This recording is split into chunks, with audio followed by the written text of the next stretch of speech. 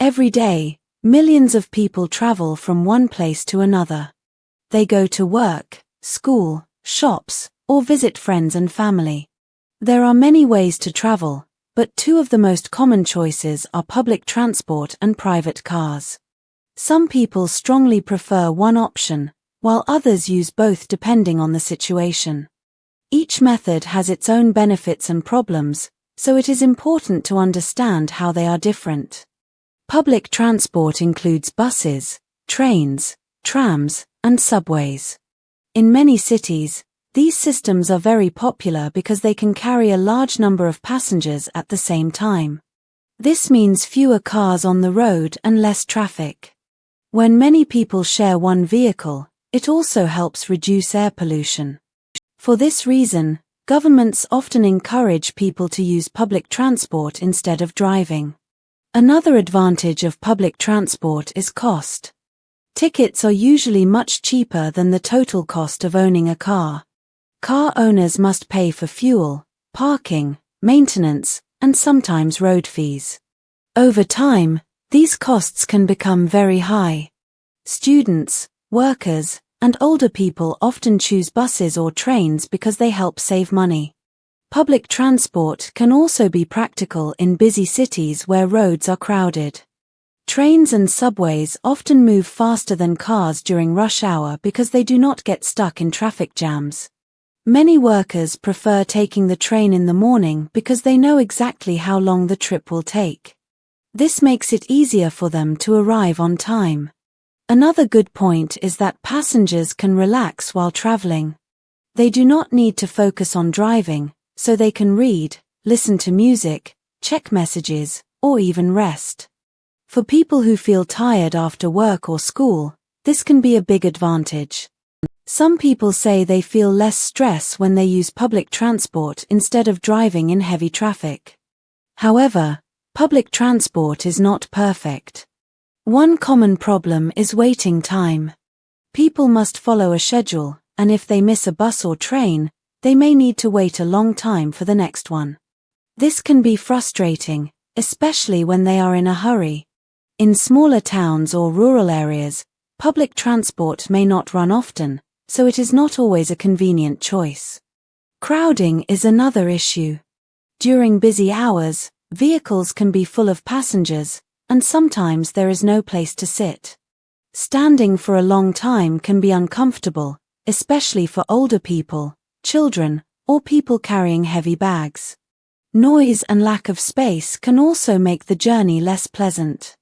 While public transport has many benefits, driving a private car also has strong advantages. One of the biggest reasons people choose to drive is freedom. Drivers can leave whenever they want and do not need to follow a fixed schedule. They can change their route, stop for food, or visit another place on the way. This flexibility is very helpful for people who have busy lives or unexpected plans. Driving is also more comfortable for many people. In their own car, they can control the temperature, play their favorite music, and enjoy a quiet space. Families often prefer traveling by car because it is easier to talk, carry bags, and take breaks when needed. For long trips, many people feel that driving is more relaxing than sitting on a crowded bus or train. Another reason people drive is convenience. Some homes are far from bus stops or train stations, so public transport is difficult to use. In these cases, a car can save a lot of time. For example, a trip that takes 30 minutes by car might take over an hour by bus with transfers and waiting time. Because of this, many people who live outside big cities depend on cars every day. Cars are also useful when carrying heavy or large items.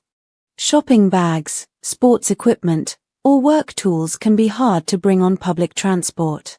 With a car, people can store everything easily and travel without worrying about space. This is especially important for workers whose jobs require them to move equipment. However, driving has disadvantages too. One major problem is cost. Buying a car is expensive, and there are many extra expenses such as fuel, insurance, repairs, and parking fees. Over time, these costs can become a big part of a person's budget. Some people find that they spend much more money on their car than they expected. Traffic is another common problem.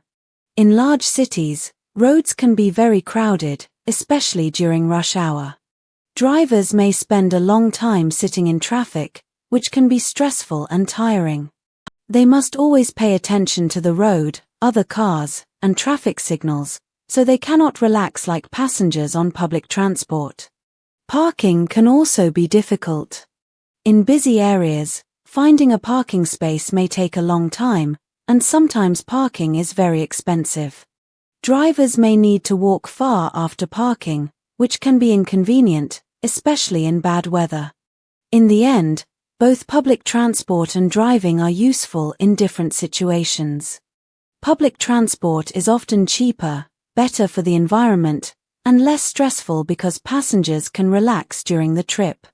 On the other hand, driving offers more freedom, comfort, and convenience, especially for people who live far from stations or need to carry many things. There is no single best choice for everyone. The right option depends on a person's lifestyle, budget, and daily needs. Many people find that using both methods at different times is the smartest solution.